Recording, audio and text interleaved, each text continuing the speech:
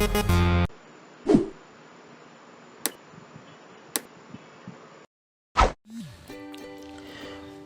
to Math Contest Drills for Filipino Kids. Let us have grade 10 difficult round. In the difficult round, participants are allowed to use scratch paper. Each item must be answered in 1 minute. The answers must be written on an answer sheet before the time expires. Before we continue, please subscribe for more Math Contest Drills for Filipino Kids videos. Question number 1. What is the remainder when x raised to 2019 is divided by x squared minus 1? Again, what is the remainder when x raised to 2019 is divided by x squared minus 1? Go!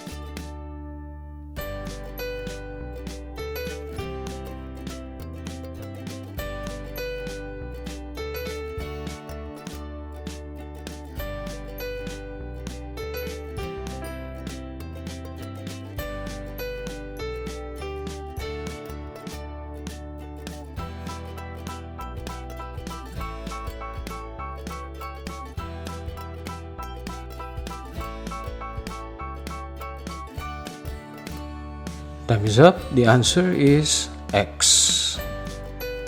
Question number 2. The vertex of the parabola is at 2, 3, and the parabola passes through the origin. Find the equation of the parabola in the form y is equal to ax squared plus bx plus c. Again, the vertex of the parabola is at 2, 3. And the parabola passes through the origin. Find the equation of the parabola in the form y is equal to ax squared plus bx plus c. Go!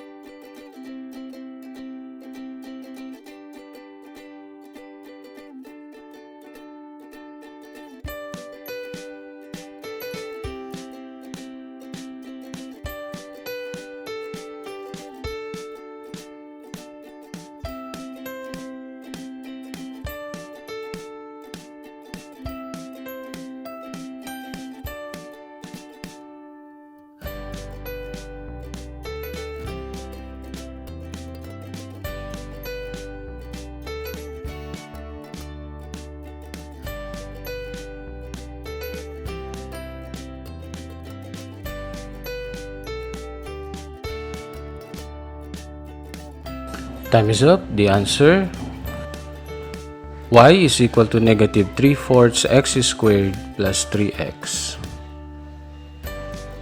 Question number 3. Find the number of ways for 4 boys and 3 girls to sit around a table if the girls sit next to each other. Again, find the number of ways for 4 boys and 3 girls to sit around a table if the girls sit next to each other. Go!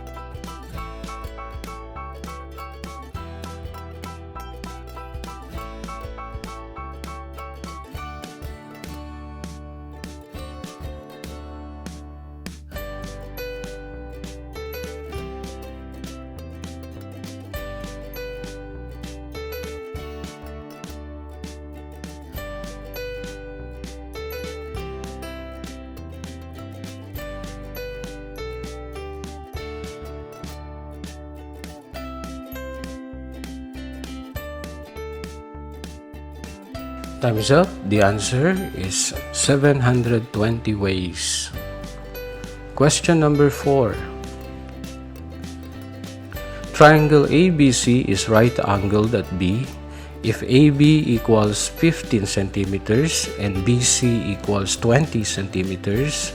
What is the area of circle centered at B and tangent to the hypotenuse AC? Again, triangle ABC is right-angled at B if AB equals 15 centimeters and BC equals 20 centimeters.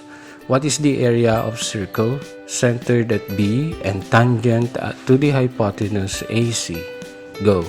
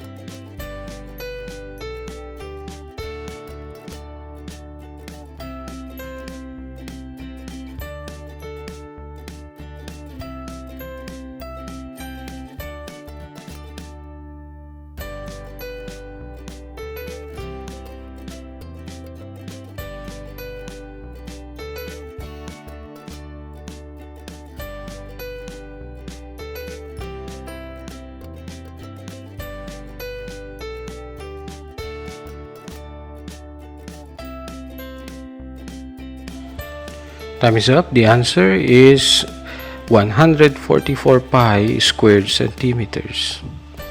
Question number 5.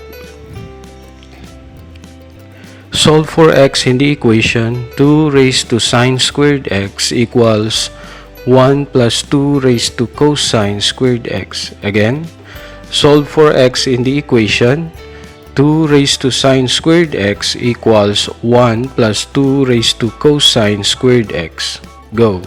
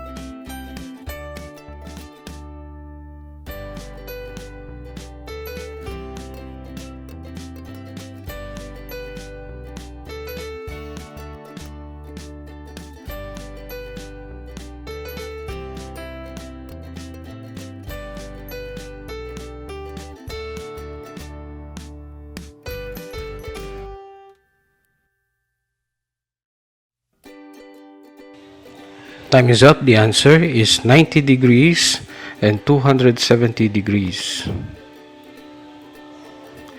This time, let us discuss the solutions to the 5 items 1-minute questions. Question number 1. We're going to use synthetic division. Then we will have the coefficients of the dividend, that will be 1 for x raised to 2019. And then we will have 2019 zeros, including the constant term, which is 0. Then for our divisor, we will have 0, 1, 0 as the first divisor, 1 as the second divisor. 0 is the coefficient of the x term in the quadratic trinomial divisor. And 1 is the constant term. We get the opposite sign by synthetic division when the divisor is a quadratic trinomial. Let us begin. We bring down 1 and then multiply this by the second divisor 1. We don't have any term to multiply by the first divisor 0, so we add 0 plus 1. Then multiply this by the second divisor 1, that will be 1. Now we have the previous term to be multiplied by the first divisor 0, then add, again multiply this by the second divisor 1, the previous by 0, add. The process continues until the last terms. So multiply by second divisor 1, the previous by 0, add. Multiply by second divisor 1, the previous by 0, add. This time we need not multiply this by 1 and then the previous only by 0, and then the last column will be 0. For a quadratic trinomial divisor, the last two terms in the quotient is for the remainder. So therefore, the remainder is x. Question number 2. We use the vertex form of the parabola y is equal to a times the quantity x minus h squared plus k. So we substitute the coordinates of the origin 0, 0 to xy and the vertex 2, 3 to hk. Then we are going to solve for the value of a. 0 is equal to a times quantity 0 minus 2 squared plus 3. Then this is 0 equals negative 2 squared is 4, 4a plus 3. Subtract 3 from both sides and divide by 4, we will get a is equal to negative 3/4. Then go back to this vertex form of the parabola, substituting the value of a and also the vertex hk. So we will have y is equal to negative 3/4 times the quantity x minus 2 squared plus 3. X minus 2 squared is x squared minus 4x plus 4. Distribute negative 3/4. So we have y equals negative 3/4 x squared plus 3x. Question number 3. On the table, let us seat the 3 girls first. So the number of ways to arrange the 3 girls will be 3 factorial. Next to that, let us seat the 4 boys. So on the table, the girls will be as one group. Then we will have 5 on the table, the 3 girls as one group. We need not subtract 1 anymore by circular permutation because we already have a starting point because of the 3 girls seated at first. So 5 factorial, 3 factorial is 6, 5 factorial is 120. Then there are 720 ways. Next, number 4. Let us draw the triangle ABC with lengths 15 for AB and 20 for BC. Then we're looking for the area of that circle centered at B and tangent to the hypotenuse AC. So let us have that radius and call the point of tangency point D. By Pythagorean triples, we get AC equals 25, or you can solve this by Pythagorean theorem. Drawing the altitude to the hypotenuse, we have similar triangles ABD and ACB. Therefore, by that similar triangles, we have the proportion AB over BD equals AC over BC. Then substitute the values. AB is 15, BD is missing, AC is 25, BC equals 20. We solve for BD, that will be 20 times 15 over 25, and BD equals 12. And this is the radius of that circle centered at B. Therefore, the area is 144 pi squared centimeters. Question number 5. 2 raised to sine squared x equals 1 plus 2 raised to cosine squared x can be written as 2 raised to sine squared x equals 1 plus 2 raised to 1 minus sine squared x, because cosine squared x is equal to 1 minus sine squared x by Pythagorean relations in the trigonometric identities. So the second term in the right hand side of this equation can be written by rule of exponents as 2 over 2 raised to sine squared x. Now multiply all terms by 2 raised to sine squared x, we will get 2 raised to 2 sine squared x is equal to 2 raised to sine squared x plus 2, and then rewrite as the right hand side equals 0. Then we will have 2 raised to 2 sine squared x minus 2 raised to sine squared x minus 2 equals 0. We can factor this equation as quantity 2 raised to sine squared x minus 2 times the quantity 2 raised to sine squared x plus 1 equals 0. Then by zero factor property, we can equate each factor to 0. Then we have the first factor, 2 raised to sine squared x minus 2 equals 0. Then add 2 to both sides. We have 2 raised to sine squared x equals 2.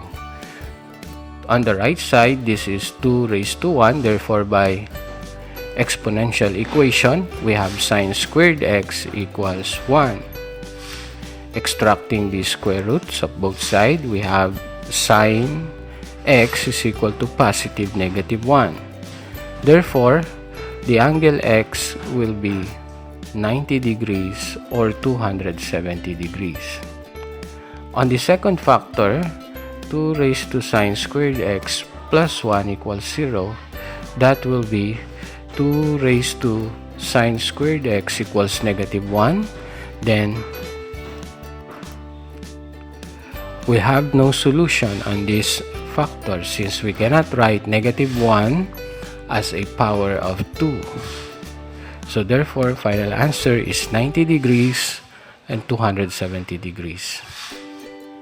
That is all. Thank you for watching. Please subscribe for more math contest drills for Filipino kids videos.